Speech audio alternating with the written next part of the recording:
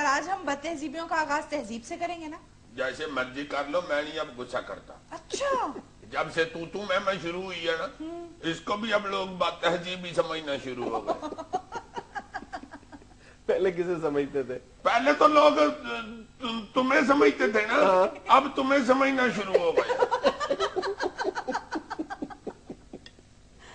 اچھا، ہماری آج کی پہلی بدتہذیبی یہ ہے کہ ہمارے گھروں میں خاص طور پر خواتین اور بالعموم مرد بھی اس بات کے لیے بہت بے چین رہتے ہیں کہ دوسرے کے گھروں میں کیا ہو رہا ہے.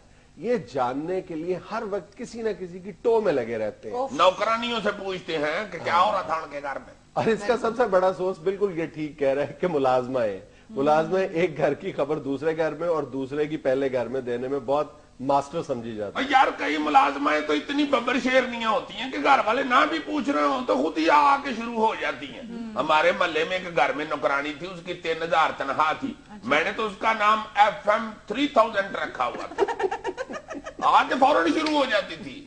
مالکہ نے بات کی ہے نا جی کہ آج آلو کس پا بک رہے ہیں. آلووں سے مجھے یاد آیا یہ جو ملکوں کا کار ہے نا، اس میں جو بڑا منڈا نہیں ان کا لاڑی پڑا ہے ماں سے کہ میں نے نہیں ادھر منگنی کرانی جدھر تم کہہ رہے.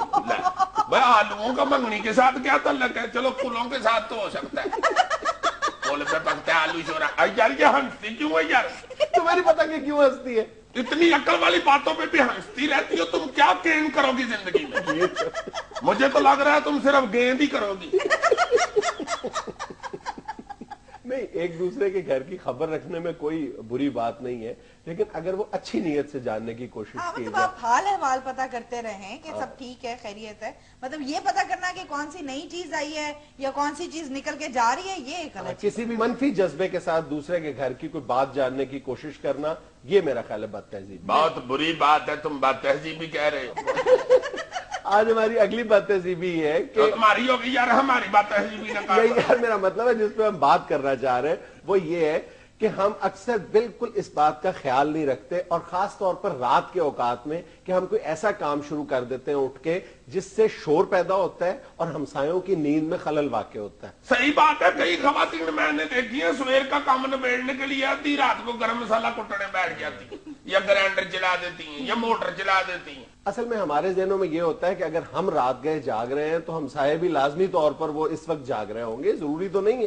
ہاں، اس سے پہلے میں جس مکان میں رہتا تھا نا، میں بھی یہ بات تہذیبی کرتا تھا. میں دفتر سے آ کے نا جناب بوٹ اتار کے زور سے دیوار پہ مارتا تھا، پھر دوسرا اتار کے مارتا تھا، 4 پہ گر جاتا تھا. ایک دن مجھے ساتھ والوں نے علامہ دیا کہ بھائی جی ہم سوئے ہوتے ہیں، آپ آدھی رات کو آ کے ٹھک ٹھک کرتے ہیں خدا کے لیے، ہماری نیند کھل جاتی ہے. میں نے کہا اچھا جی نہیں کروں گا ایسے. دوسرے دن مجھے یاد نہیں رہا، میں نے ایک بوٹ اتار کے مار دیا تو ایک دم میرے ذہن میں آ گیا. اوہو، میں نے پھر آرام سے اتارا اور سو گیا. پونے کو گھنٹے بعد میرا دروازہ کھڑکا. میں باہر گیا تو ہمسایا میرا کہتا ہے یہ صاحب دوجا بوٹ مار دے، ہم نے سونا ہے.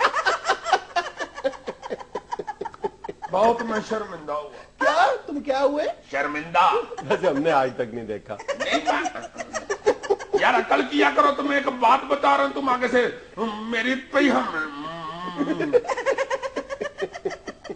اچھا، ایک اور بد تہذیبی یہ دیکھنے میں آتی ہے کہ ہمارے گھروں میں یا خاص طور پر کامن رومز میں، ٹی وی لاؤنجز میں صوفے پڑے ہوتے ہیں اور ہم ان صوفوں کو چارپائی کے طور پہ استعمال کرتے ہیں. یعنی اکثر ہم پاؤں پسار کے لیٹ جاتے ہیں اور اس بات کا خیال نہیں کرتے کہ اس صوفے پر صرف ایک آدمی کی جگہ نہیں ہے، 3-4 آدمی بیٹھ سکتے ہیں. اور دوسرا جو ہے ہمارا فیملی ممبر ہی، وہ بیچارہ وہاں پہ چکر لگا رہا ہوتا ہے یا بیٹھنے کے لیے کوئی دوسری کرسی تلاش کر رہا ہوتا ہے. یار یہ تو اتنا عقل مند آدمی ہے کہ میں ایک دفعہ ایک بڑے اچھے بڑے چنگے سیانے پیانے بندے کے گھر گیا. اس کے صوفے پہ یہ جو بھائی نہیں ہوتی، یہ ادھر سے ساری کالی ہوئی تھی. میں نے جاتے ہی بیٹھتے کہا، میں نے کہا یار ادھر کون سوتا ہے؟ مائی حیران ہو گئی کہ جی کے پاس کوئی جن بھوت ہے. کہتی ہے جی آپ کا پائی جن سوتا ہے. میں نے کہا اچھا اچھا، اسی لیے یہاں تیل لگا ہوا ہے. اچھا، ایک اور بد تہذیبی یہ ہے کہ دسترخوان پر یا ڈائننگ ٹیبل پر بیٹھ کر یا کسی ہوٹل میں بیٹھ کر جب ہم اکٹھے کھانا کھا رہے ہوتے ہیں اس وقت ہم اس بات کا بالکل خیال نہیں کرتے کہ ہم چبا چبا کے جب کھانا کھا رہے ہوتے ہیں تو اس طرح کی آوازیں نکال رہے ہوتے ہیں کہ دوسروں کے لیے وہ کراہت کا باعث بنتی ہیں. اتنا کو مجھے برا لگتا ہے نا یہ اس طرح کو کھا رہا ہوتا کہ یا اللہ کے سیاپے میں پڑ گئے ہوئے کھانا کھاؤ. بس और जो लोग बेचारे बहुत सेंसिटिव होते हैं ना इस हवाले से, उनको तो बेचारों को उठ के जाना पड़ता है इस तरह की जगह से। हाँ, ये पीते वक्त भी कई बंदे आवाजें निकालते हैं, चाय पीते हुए खास तौर पे सुर्खी लेते हैं, सुर्खी लेते हैं। सुर्खी कहते हैं जी। अरे मैं तो करता नहीं, चुके इसलिए मुझे नाम का नहीं पता इसका। अच्छा, उसे पूछ के देखे जो बेचारी करीब बैठी हुई ना है। पूछवाए, देखिए मुझे सच बोलना पड़ जाएगा। नहीं, वो किसी वक्त हमें मैं ये शरारतन कर देता हूँ, वैसे है तो ये नहीं, बुरी वैसे बात कई है। लोग ये कहते हैं कि जो मजा सुर्खी लेकर चाय पीने का है वो बगैर सुर्खी के नहीं है। उसको मैं तुम्हें नुस्खा बताता हूँ, उसको कहो भाई जी एक हाथ में कप पकड़ ले, दूसरे हाथ में छनकना पकड़ ले, थोड़ा सा पी के तो ये बजा लिया करें, आपको मजा आएगा। सर जैसे बाज लोग कहते हैं कि चाय के साथ बिस्किट का मजा उसी वक्त आता है जब आप बिस्किट डिबो कर खाएं, और बाज लोग इस बात से इख्तिलाफ करते हैं। नहीं खैर, इस पे तो बुरा नहीं मनाना चाहिए, क्योंकि इसकी सजा बंदे को खुद भी मिल जाती है। जब बिस्कुट डबोता है तो ऐसे उठाता है तो वो बीच में गिर जाता है, फिर वो बेचारा सारी चाय पी के बाद में बिस्कुट की लाश ढूंढता फिरता। हाय हाय। इन वक्त हुआ कमर्शियल ब्रेक का, हमारे साथ रहिएगा। बाद में बेचारे कप उल्टा करके उसको पीछे से ठोक रहे होते मुंह में बिस्कुट दफनाने के लिए।